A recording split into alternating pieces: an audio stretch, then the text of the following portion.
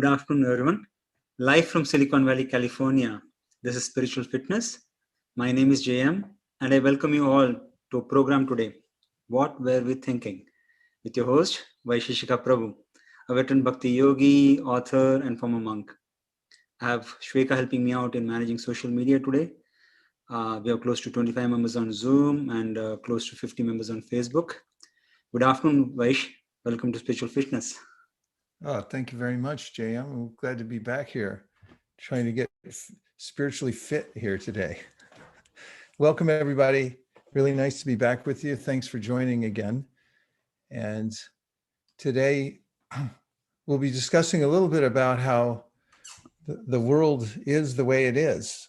Is it random, or can we ascribe causality to the external environment? And it's perhaps we could use the word chaotic condition, or maybe a little less caustic, we could say imbalances in nature and perhaps in society, political life, and so forth. What ways can we affect change? Because in previous sessions, I've talked much about staying out of our circle of concern and more in the circle of influence. So what is that circle of influence? And is there something that we can do? Because as I've ascertained, most people who join this program are conscious of their responsibilities to themselves and to the greater society, how to do good for others. And that's been a consistent theme we've had since the beginning of spiritual fitness, is selfless service, how to do good for others. So how do we do good for the world? Is there a fulcrum of spiritual power that we can exercise, that we can utilize to get the greatest benefit for not only ourselves, but for the rest of the world? Nature, for animals, for plants, for the rivers, the oceans. What about the environment? The beautiful green earth that we've been bequeathed. So we'll talk a little bit about that today. And a little bit, because it's a big subject and we just have a few minutes here every week to be together. How does that sound, everybody, as a topic? No? Okay? All right. My wife said she thought it sounded topical. So that means it must be a good topic. Let's start from the inside, because we're able to do so. Actually, recently, one of my teachers in India I was connecting with, I do connect with regularly, and had an extended meditation session. And in one of the exercises, we were practicing the mantra, Om. Now, of course, this is a mantra that many people are familiar with. You might see it on decals, and there are stained glass windows with the Sanskrit syllable Om, which is a combination of three letters, A-U-M, and then there's a dot above the M, which is called a bindu, which means there's a nasal sound, like in French when you say bonjour, bonjour, so on. So when we pronounce Om, it's three letters that are combined into one syllable. And the mantra itself is there is a presence of the mantra already, according to the yoga teachings, in our heart chakra. And it's there present as what's called anahata sound, which unstruck sound. Externally, we may create sound by striking one object against the other and creating a vibration within the air that touches our audio nerve. And auditory, I think is the word, not auditory nerve, perhaps. If there's a physiologist in the house, please let us know. And that sends an impulse through which we then interpret the sound vibration in our mind through recognizing a category that it falls into. However, there's a different kind of sound, anahata, which is unstruck sound. That vibration exists on a subtle level within our own heart chakra. And there are different chakras within these are really, to demystify it, these are energy centers within the body. In fact, all speech is a manifestation of thought energy that starts from just below, at the very bottom of our spinal cord. This is where the yoga teachings say the first chakra, the chakra of emanation of thought energy, or desire rather, emanates, and that is coming from us. The kind of desires that we have starts as a very subtle energy, desire, but powerful nonetheless. And that is, in Sanskrit, the word speech or words is vak. And we find it in the English language when we say advocate, for instance. Well, you're an advocate, so you speak up for something. Boy, that's powerful. In fact, I gave a speech the other day to a group of leaders, and the conclusion of the talk was, what could they do to make the world better? And I said, be advocates for a particular subject matter that we were discussing. Just be an advocate. That's all you have to do, is be an advocate. Is that something? Yes. When you speak, vak, advocate, those words become manifest in our outward world. This is all connected to today's topic, by the way. We'll get there, connecting the dots. So that most subtle form of speech, which emanates from our desire for something, is called paravak. It's the most subtle of all the speech energy. And then it moves up the channel of chakras to come to the intellect, the form in the form of our buddhi. And in the intellect, it's called pashantivak, which means we can sort of visualize it within our intellect. This is what I want. So it goes from a very subtle desire, and then it grossifies. It becomes more manifest on the grosser level in the intelligence, which is still very subtle, but it's called pashantivak. Pashanti means to see, so that it's speech you can actually see within your intellect. And then it moves to the next chakra, which is next one higher, which is called madhyamavak. And there, it is within the mind. And the mind figures out how to do it. Like there are various ways to do things, and the mind starts to contemplate, here are the various ways I could get it done. And then comes the full grossification of sound, which is called vikarivak, which means that it actually comes out of your voice box. You say the sound in your voice box. Now, how long does this process take? It's instantaneous.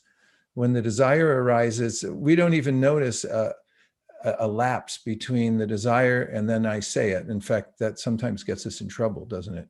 For instance, I may just vocalize something and then wish I hadn't. Can you take it back? Not always.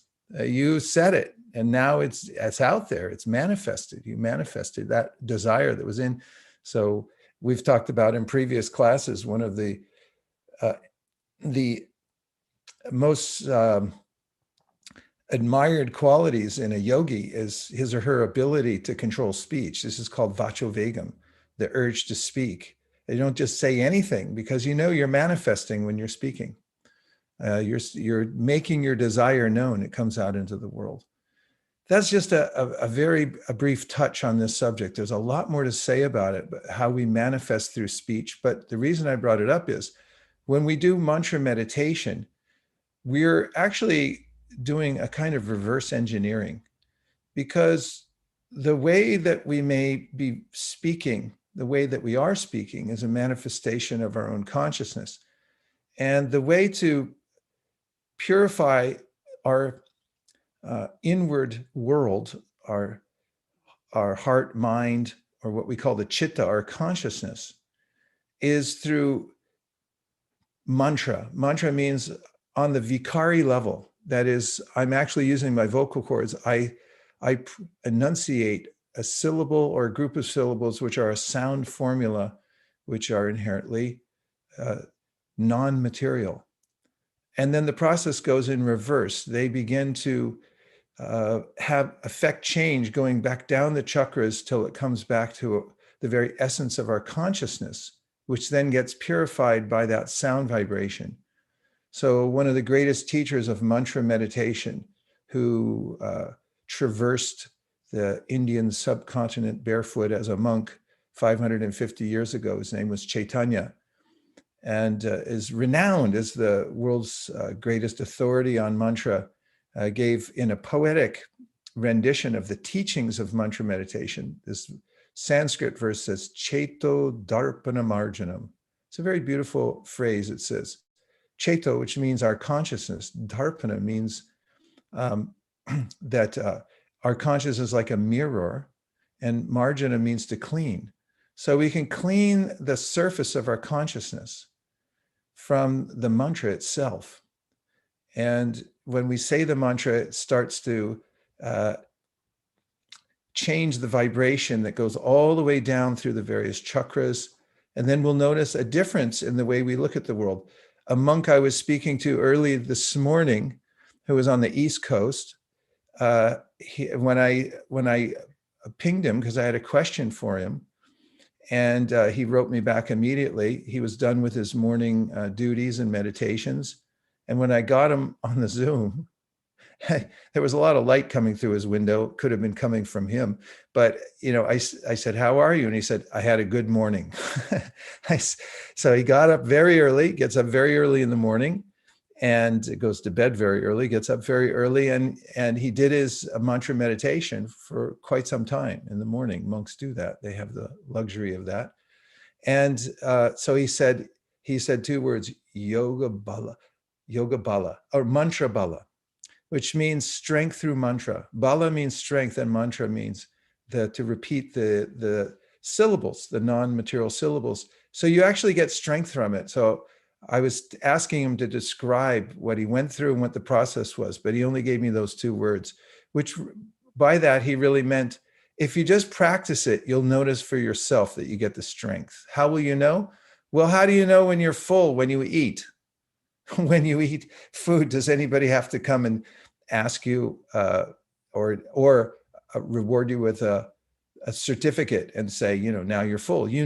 So when you're getting spiritual strength, spiritually fit through the mantra, you'll know for yourself. You'll feel it. You feel uplifted. You feel able to control speech, which is a huge thing. Not everybody can do that. They just say whatever is on their mind. It just comes out through their mouth, not for the betterment, perhaps, of the world and the environment. And so as I'll present today, the state of the world has a lot to do with what's within us, because we're manifesting the outside world through our speech and through the way we interact with the natural environment.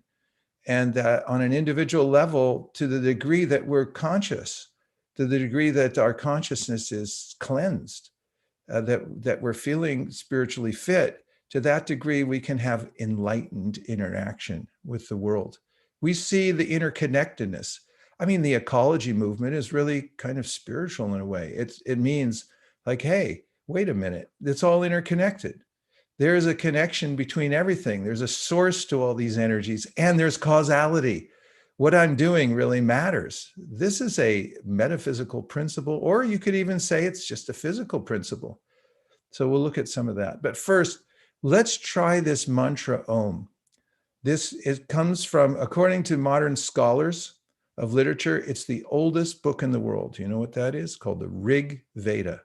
RG, that's two letters, Rig Veda. The Rig Veda is the oldest book in the world. It's in Sanskrit, and it has mantras in it. And the simplest of all the mantras from this ancient writing is Om.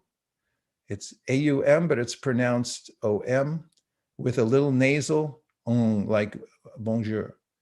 So I'm going to give this a note for us to start with.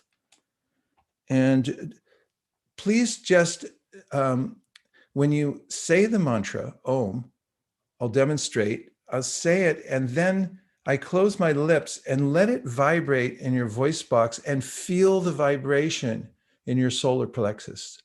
Please allow your mind to absorb in the vibration itself. That's all that's required in mantra meditation, is fix your mind and your senses and your absorption. Fix your absorption. I don't know if that's redundant, but stay absorbed in the feeling and the vibration itself. So I'm going to pick a note.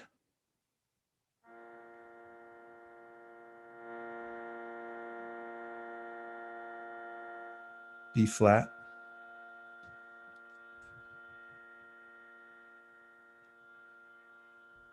And I'll say the mantra, and if you like, we can do in unison. I'll be taking an inhalation in between every utterance of the mantra. And if I happen to go at a cadence that's not the way you breathe, then feel free to go at your own pace.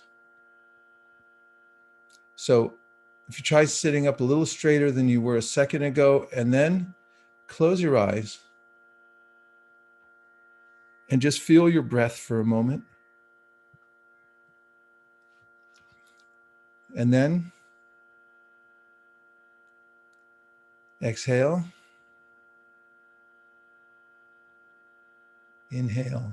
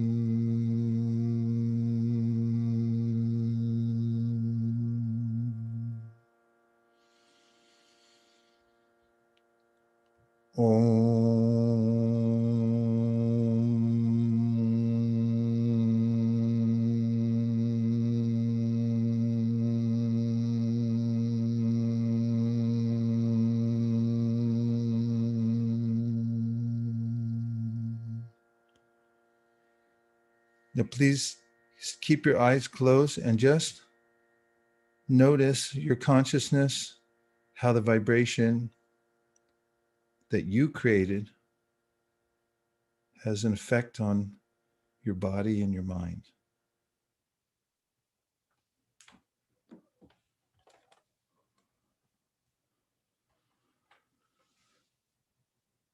And rub your hands together to bring some external sensation. Open your eyes. And this form of mantra meditation is an ancient process. You'll find, I guarantee you, if you try starting your day with mantra meditation, the vibration itself will carry you away. You may or may not have noticed it in this short session. We just did 5 mantras. But I know how I felt. I felt as if the mantra was bringing its own energy into my mental system. And this is a scientific principle called excitation. You bring a higher energy and it lifts the other energies around it to a higher state. And it's also the science of resonance. There are certain vibrations in the physical world that resonate at a certain frequency. And the Om, as I mentioned earlier, resonates with the anahata, the unstruck sound that's already there within the heart chakra. And it synchronizes our energies. So as part of spiritual fitness regimen, carve out some time in the morning, especially after you've had a chance to bathe and sit down, get clean and sit down, and just focus your energies, turn off everything else, and just try this. Be carried away by the sound energy of this mantra from the ancient Rig Veda, and see what kind of realizations you get from that, what kind of effects it has on your consciousness. Okay, and now, of course, everybody who's been here before knows that you can comment at any time. It's a free room here. Feel free, organize freely to speak up. You can come off mute anytime. No one will mind, especially me. You can also write in the chat box whatever you're thinking, any reflections, or if you have questions you think will expand the conversation, then feel free to just write them up there and express yourself. But to get things going now, as in the direction that I promised in the beginning, I'll show you a few slides that will take us in this journey of discovery of how to make the world a better place. Does that sound like a worthy goal, even if we don't reach it? All right, let's try it out, JM.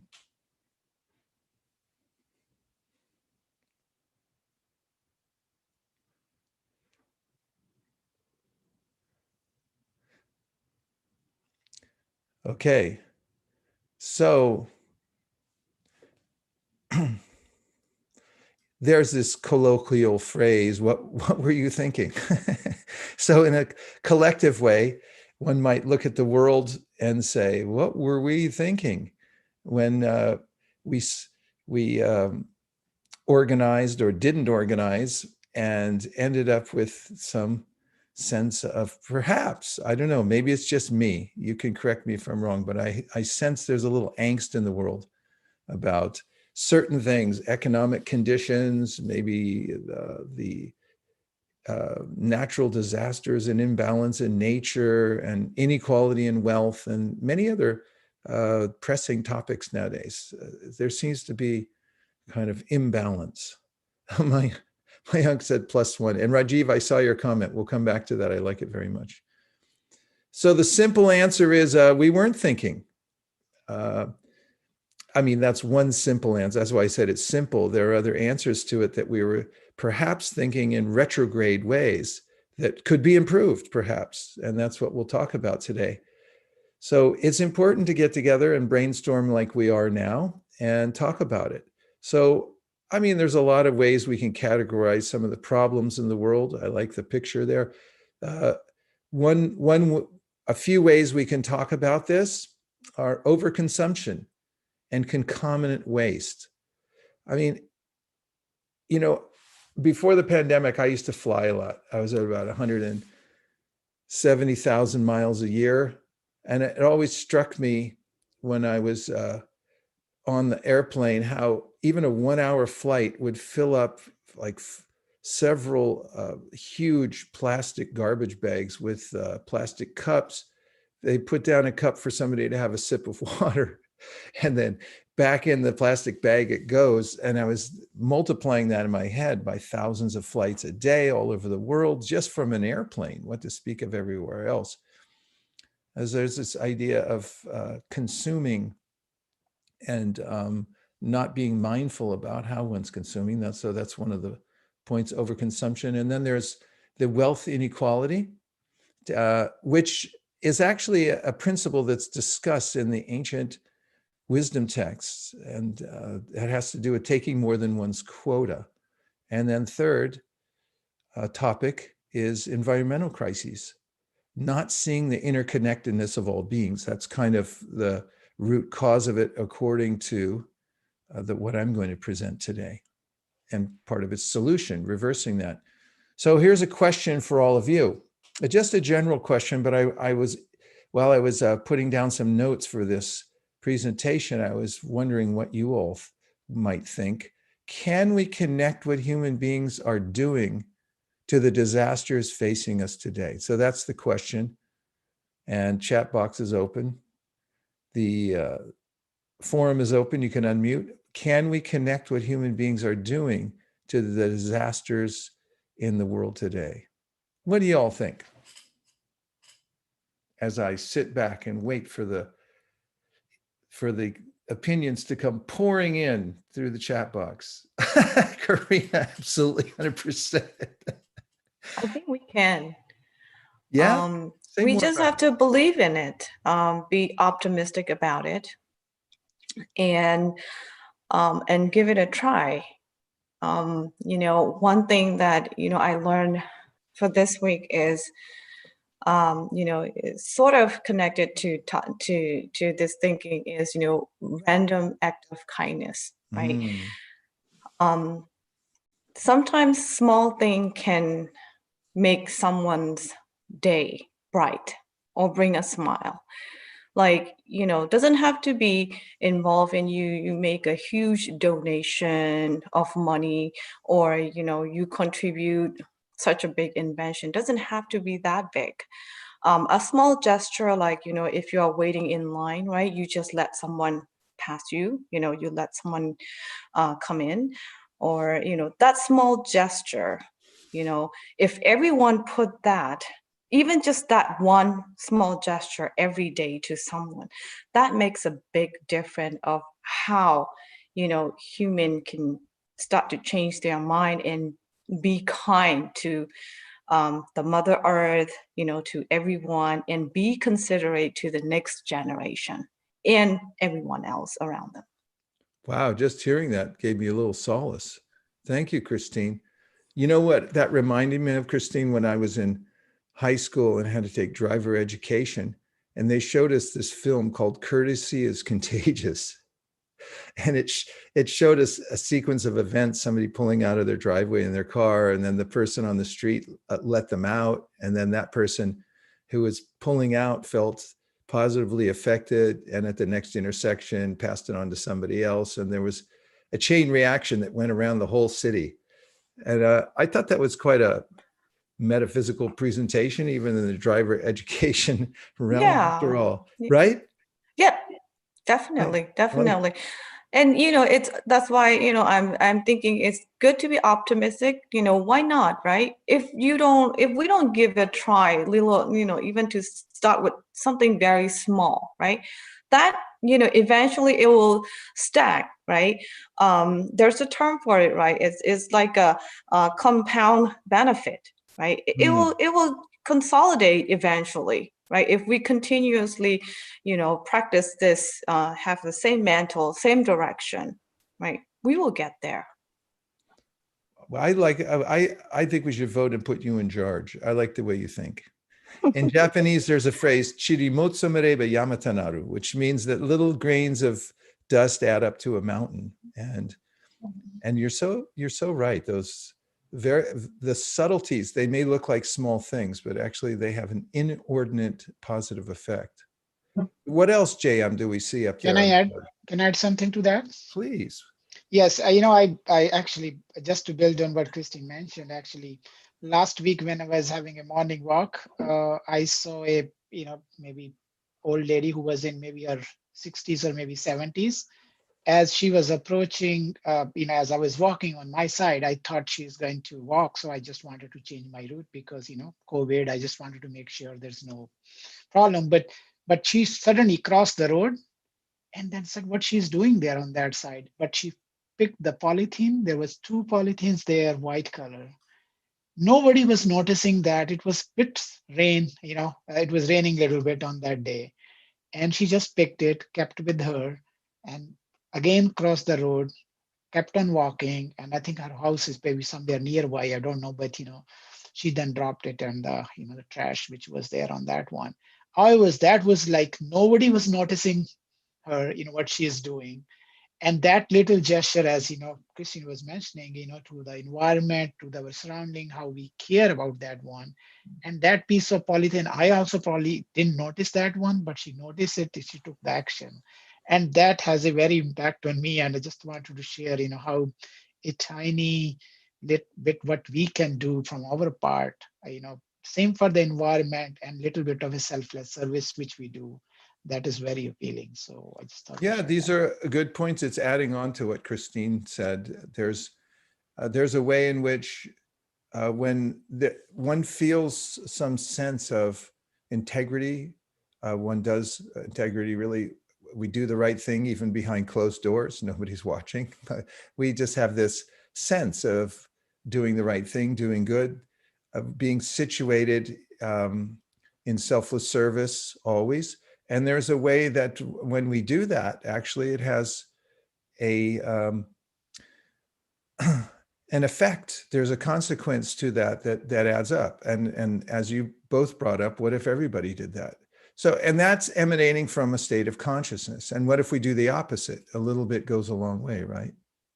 JM, what else do you have on the board? This is Yan. I'd like to add to that. Oh, yes, please.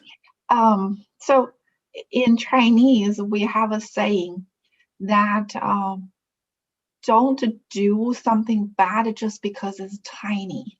And also don't ignore and forget to do something that's good just because it's tiny. Oh. So that kind of really goes both ways. If you keep doing the little good things, it adds up. And also, if you do something, it's like, oh, no big deal. Eventually, it's going to become a big deal. Kind of like your analysis on the little plastic cup on an airplane. One cup, no big deal.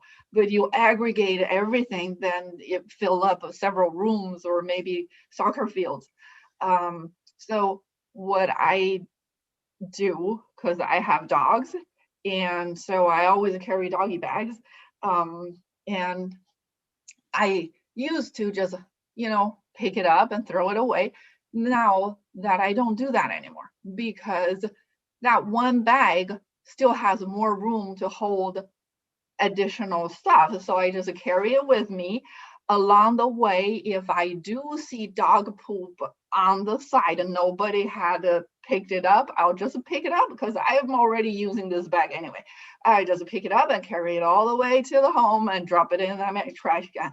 So, I'm not using extra bags. I'm making the roadway more cleaner instead of complaining, why don't these people pick it up? Hey, you know what? Maybe they run out of bags, because sometimes it happened to me a couple times. And then I had to run home and then backtrack and run back and pick it up. So not everybody has that time. So. Yes, nice point. And this is, it's a collective effort, everyone thinking like that. JM, let's go back to the slides for a minute, because I want to get a little mileage here. And I think there's a few more thoughts everyone might like. So another question is, and rhetorical, are there scientific truths that explain causality? Well, anybody who's done labs in science knows that that's a very rhetorical and easy to answer question. Obviously, there's chain reactions and chemicals and so forth.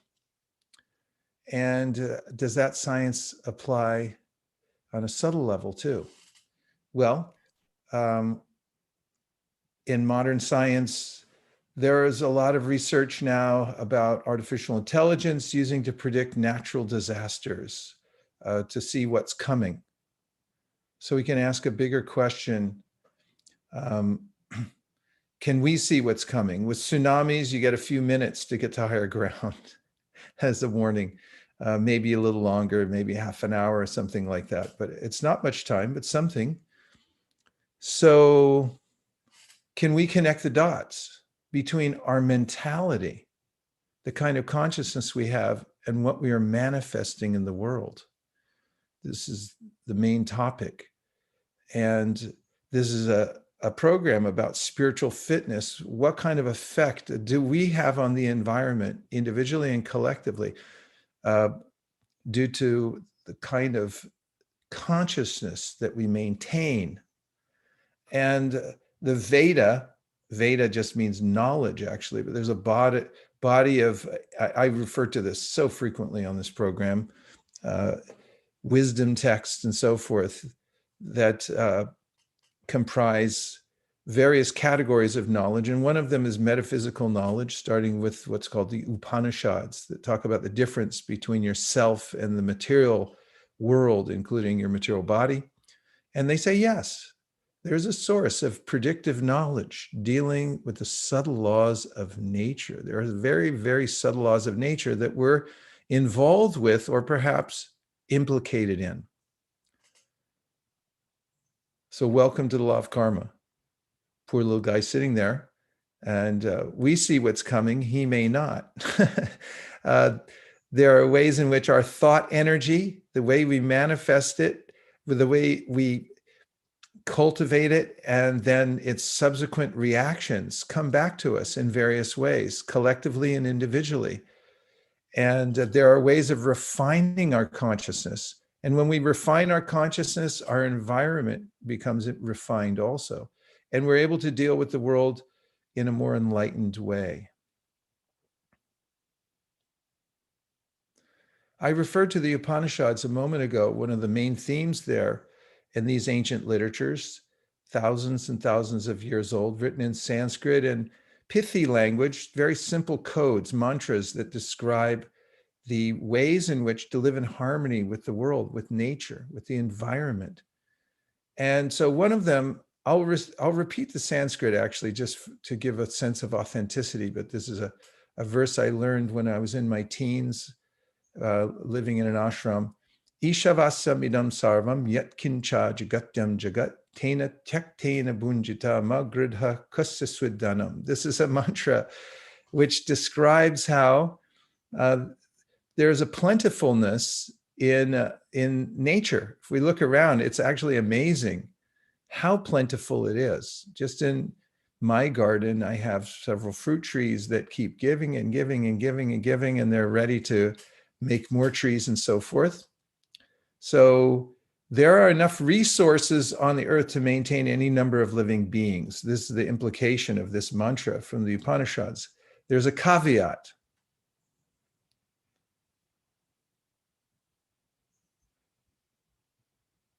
Pregnant pause.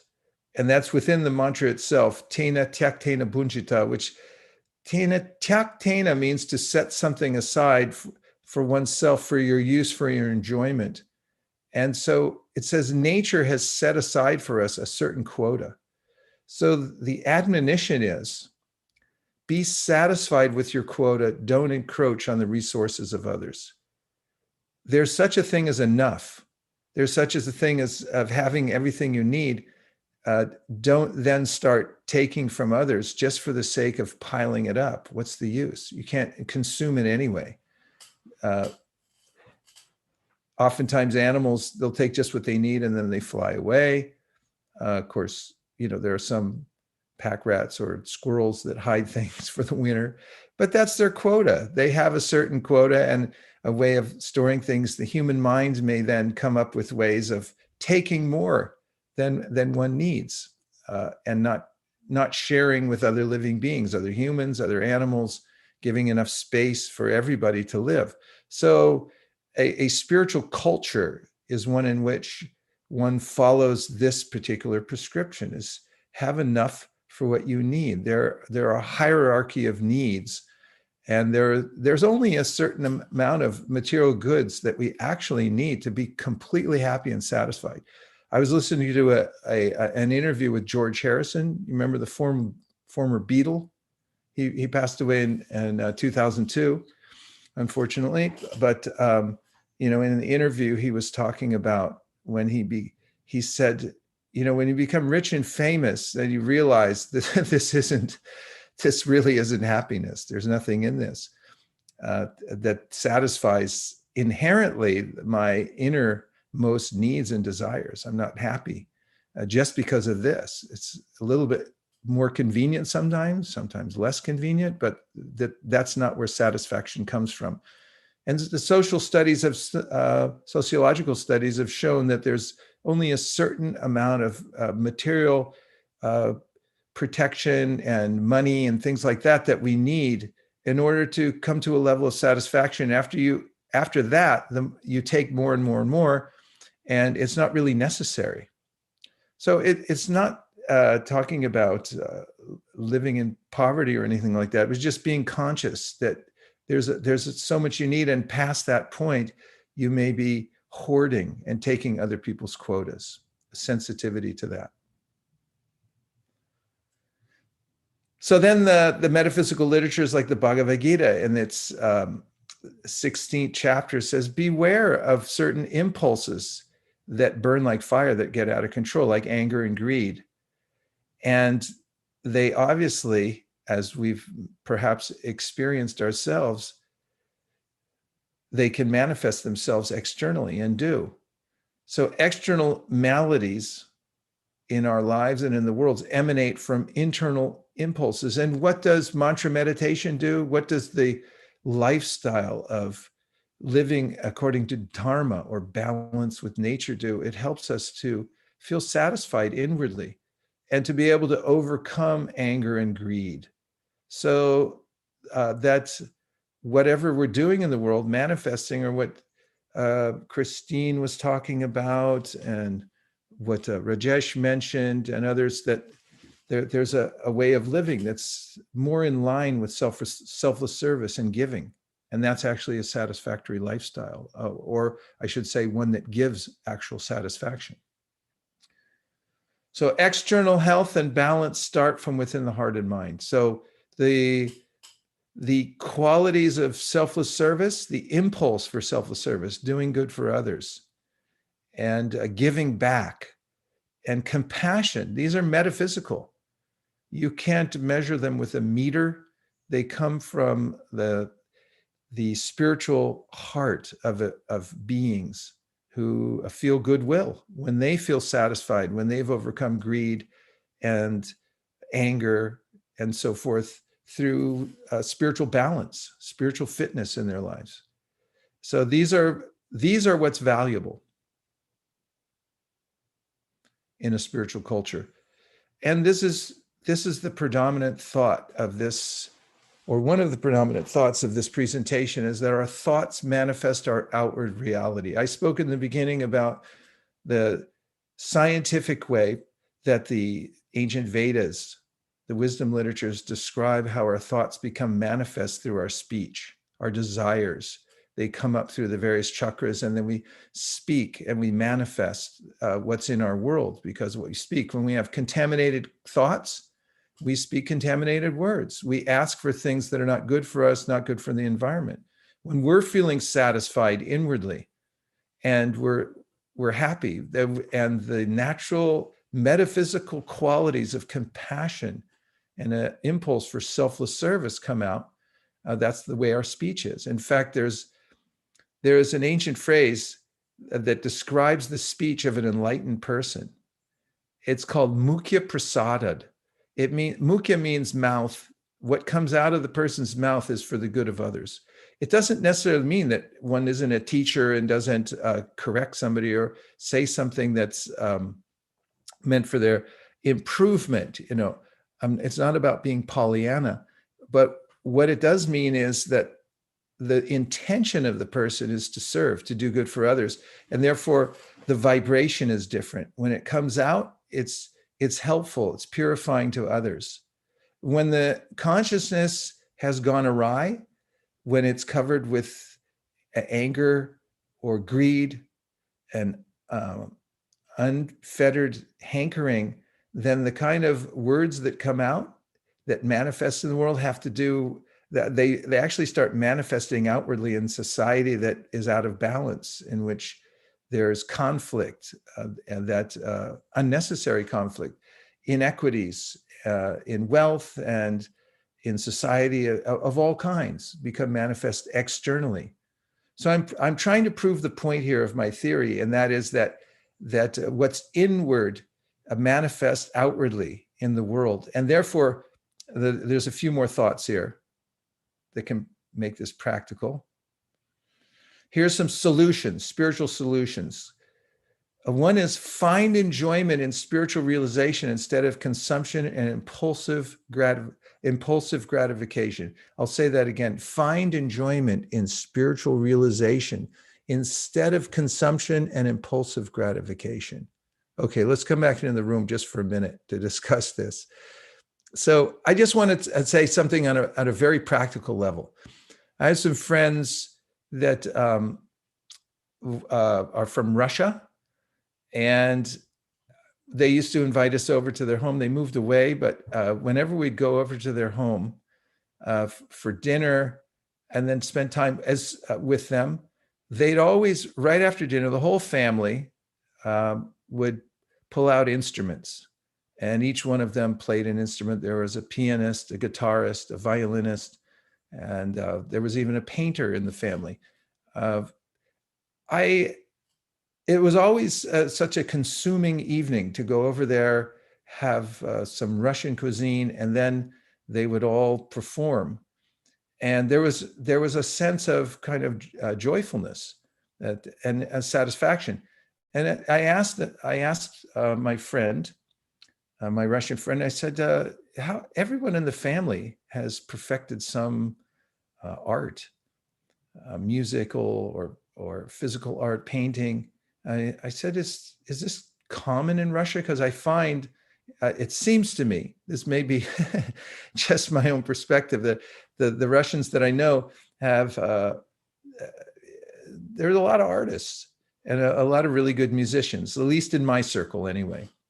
So he said, yes, actually, this is because, and he explained it from his perspective, in our culture where we grew up in Russia, we were taught by our parents that aesthetic beauty is what actually brings satisfaction, not consumerism.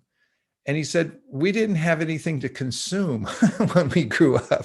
There was nothing to buy. There was nowhere to go. And so we found our happiness in aesthetic beauty, in art, music, literature, and so forth, which they became expert at. And this is touching on the principle. This is going in that direction that the point I'm trying to make is that happiness comes from aesthetics, from beauty, from art, literature. It doesn't come from getting another thing. And so when you extend that, when you make that the center, that yes, the real happiness comes from aesthetic beauty, from, shall I say, from spiritual engagement, then and touching the web of the divine that's within our hearts already, that's there. The vibration's already there. I miss it because I'm so externally focused. So I'm just making a case that yes, happiness comes from within, just to simplify it. It's almost cliche to say that, but where do we find it? It's far and few between the places where one can actually repair to a place where, yes, this is the ethos of the place, that I find happiness that comes from within. So that's one principle. Let's do two more. The next one is learn the joy of yajna. I know I'm using Sanskrit words, but for a purpose. I'm trying to introduce them into the English lexicon, just like mantra and yoga are there prevalently nowadays. So this word yajna is very specific. It means to take a little trouble. That the endeavor that one takes in life, you have to do something to move yourself from one point to another. It takes some endeavor, and do it for a higher cause. So yajna means to make kind of a spiritual sacrifice, like the trouble you embrace when you do selfless service for others. And it also means kind of embracing a kind of simplicity in your life. So this is also called, another Sanskrit phrase, tapo divyam. So divya means something that's spiritual, and tapo means the trouble you take to do it. So learning the trouble of tapasya or yajna, yes, it takes some endeavor, but you're gonna get a kind of lasting happiness out of that, rather than working hard just for chasing another thing, i.e. consumerism. And the third spiritual solution, which is in line with the ancient Vedic teachings, is see the spiritual connection among all beings, animals, plants, forests, rivers, oceans, in order to respect their sanctity and rights. So every living being and every natural body has a kind of individual sanctity. And when there's a spiritual culture where we're realizing out of gratitude that everything is in abundance when it's in its natural state and not fiddled with artificially, or we don't encroach upon it out of greed, it naturally produces. There are ways in which, left to their own devices and without artificially stimulating agriculture and using caustic substances, there's a natural flow in nature that produces in abundance. So respect is an important word. When we actually see the unity of all things and how they come from an original conscious, divine even source, then we have this sense of awe about the world, and we try not to encroach. We try not to make put a big footprint on the world, and like, too bad, this is our thing. We'll just take it and break it. It's not yours. We're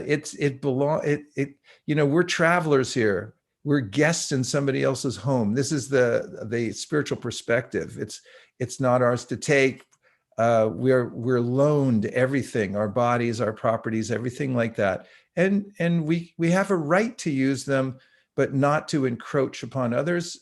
And that includes other living beings who have a right to live there as well. I'm really up in a soapbox today, aren't I, JM? So those are some of the thoughts. And here are some general solutions. And this is the last points before we take some reflections. And that is that some general remedial measures.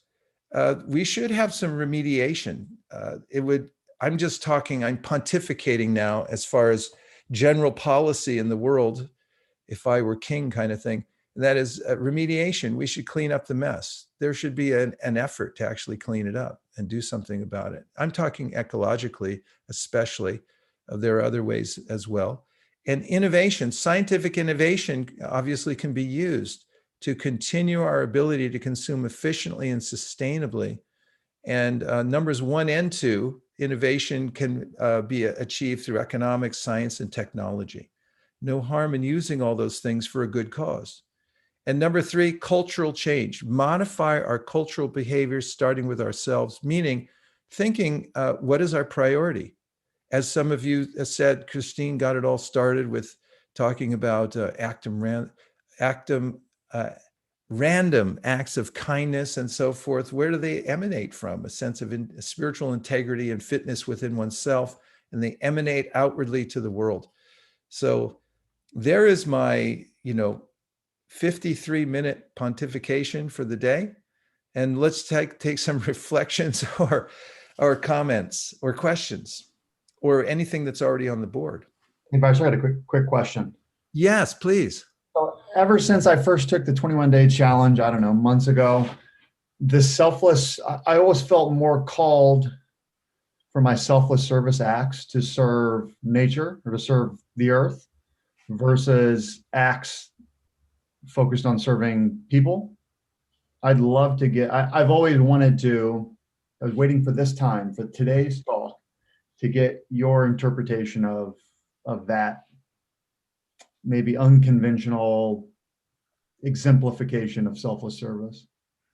Well, if we consider, thank you for such an important question. I say important because when we're gardeners, and remember we had a session, I said, we are gardeners. I hope people didn't think it was a gardening show, but really in a kind of esoteric sense, we are gardeners.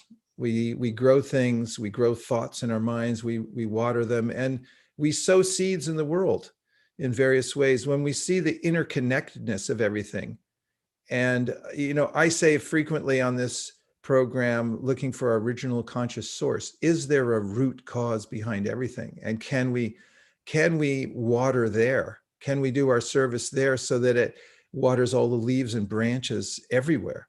This is one of the concepts in the Upanishads. Find that source and do your service there. And when you see the interconnectedness of things and you're doing service in that way, I mean, obviously all living beings benefit when we walk softly, when we walk with a spiritual intent.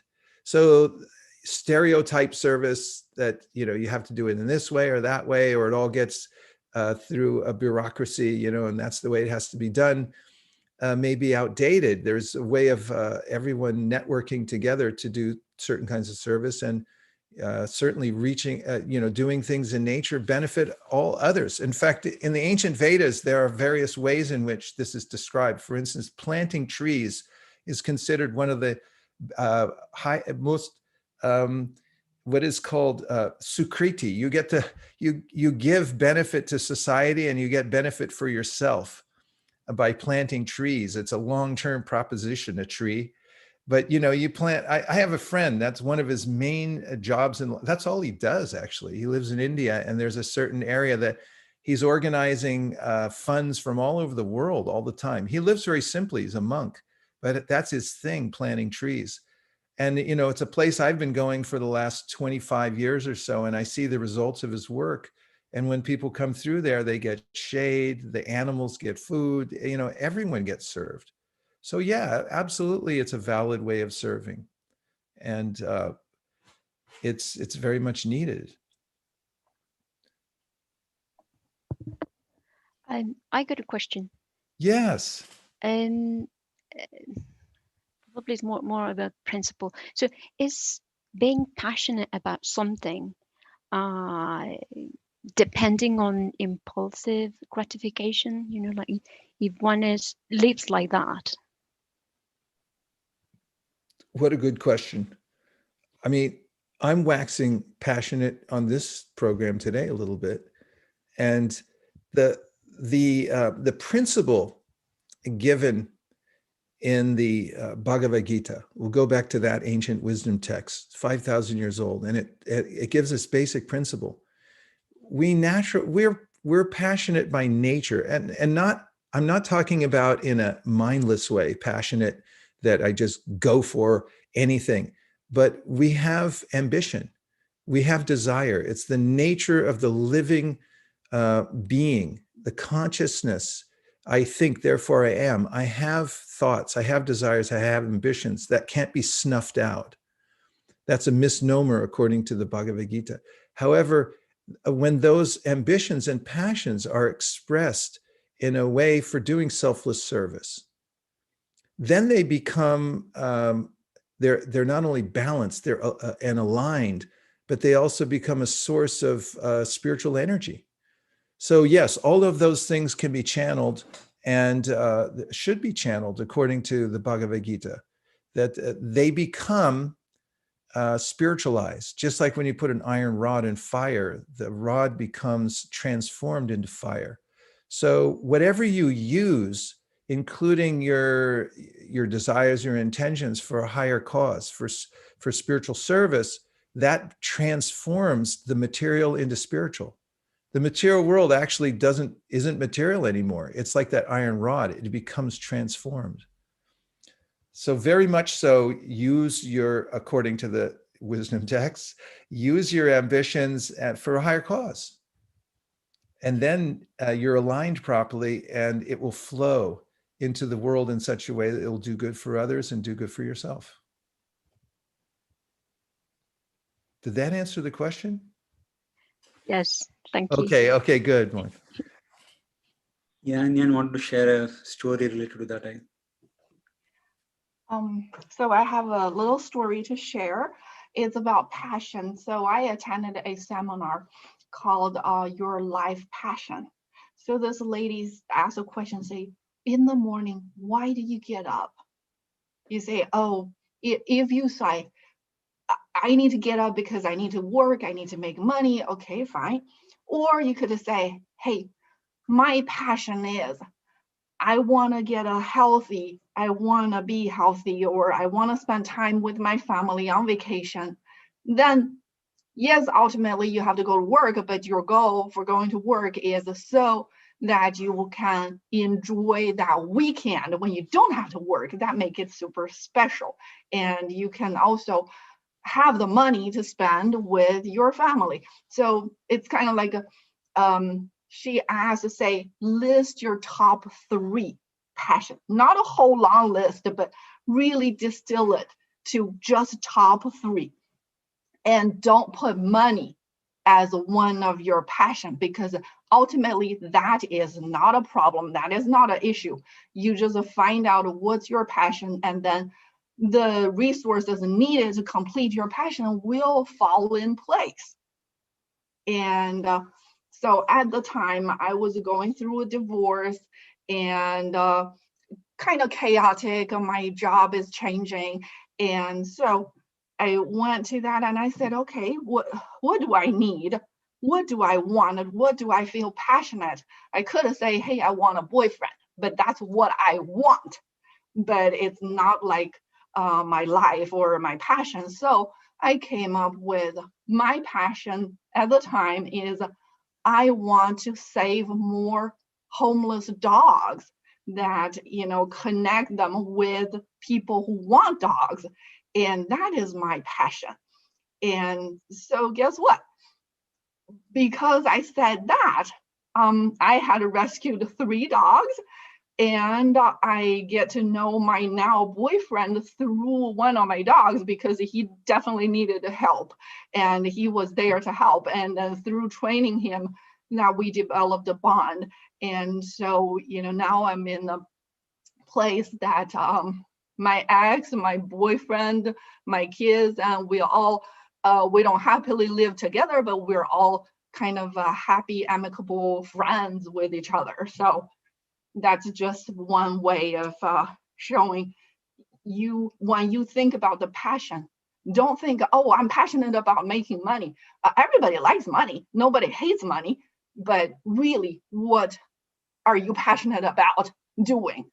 Then that all translates into other things. Everything falls into place.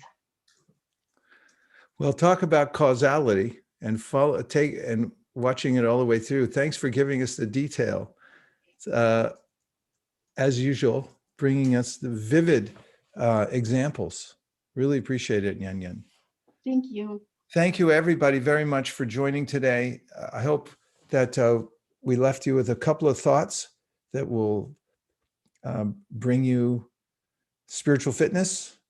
And we'll end the session today with a greeting that the ancient yogis, after meditating in caves in the Himalayas for many, many years, and when they'd come out and see each other in the spring, they would greet each other heartily and say the phrase Hari Bol, which means keep the transcendental vibration going. So we're kind of in little caves here in our Zoom room. So let's come out just for a minute. Everyone can come off and mute and wave to each other and say Hari Bol.